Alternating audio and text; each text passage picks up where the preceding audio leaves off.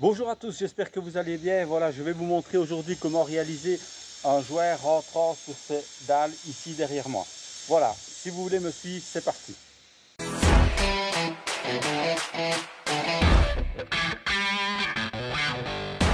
Salut à tous, avec cette petite vidéo, donc je vous montre comment réaliser sur cette surface que vous voyez devant moi.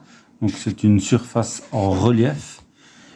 Un jouet rentrant et discret, nous devons faire un jouet propre. Alors je vais appliquer mon fond de jouet, mais comme vous pouvez voir, je le mets d'une façon régulière, plate, et je descends jusqu'en bas.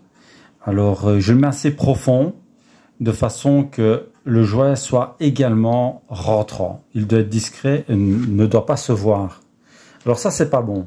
Si vous commencez à faire des ondulations, des bosses, au moment où vous allez remplir, vous allez mal remplir, mais quand ça va sécher, on va avoir des bosses. Donc évitez de l'appliquer ce fond de jouet de cette façon.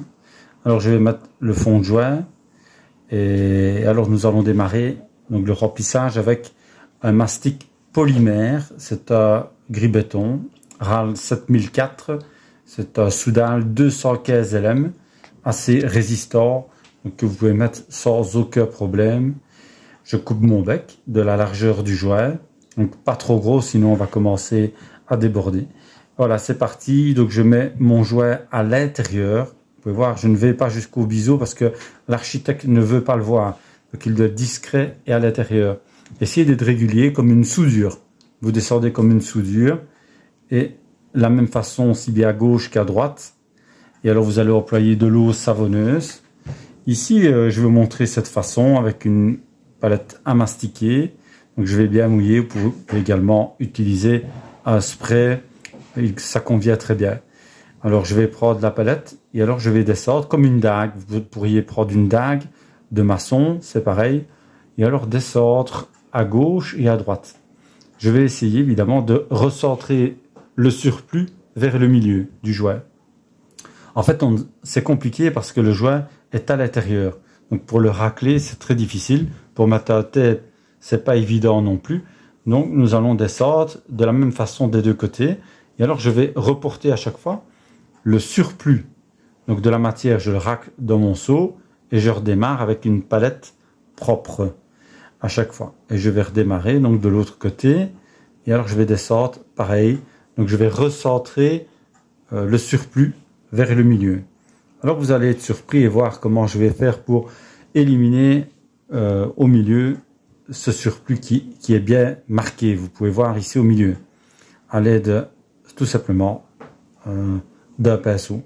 Un pinceau, donc le surplus, il est vraiment marqué. Alors avec le pinceau, je vais simplement, donc évidemment, bien mouiller mon pinceau et la surface, et descendre, descendre, descendre, et ça va évidemment tomber dans le seau.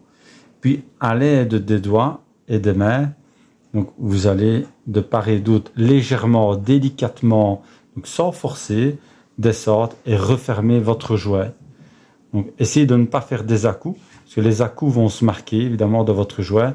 Faites un lissage de haut en bas, oui, sans arrêter. Ça va faire un jouet bien propre. Voilà, ça c'est le jouet fini de la journée qui n'est pas séché, mais vous pouvez voir qu'il est donc discret.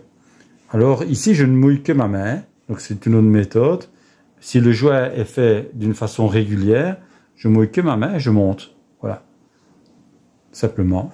Alors j'essaie de refermer évidemment tous les trous et d'être régulier, d'avoir un jouet propre et régulier de haut en bas.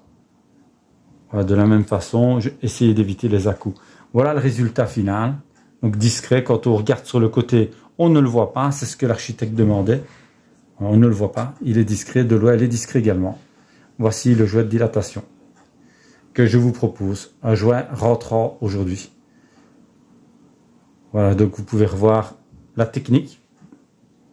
Donc je mouille toujours évidemment mes mains et alors je referme tout simplement le jouet.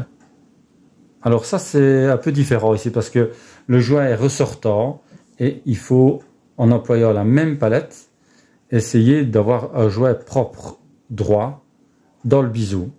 Donc voici le biseau à gauche et on va faire de même avec le biseau à droite. Donc une fois débarrassé du surplus dans le seau, alors je vais repasser en mouillant avec le pinceau pour bouger vraiment le surplus et je passe tout simplement ma main, mon doigt et je referme le jouet délicatement. Ne forcez pas, vous allez refaire déborder votre travail.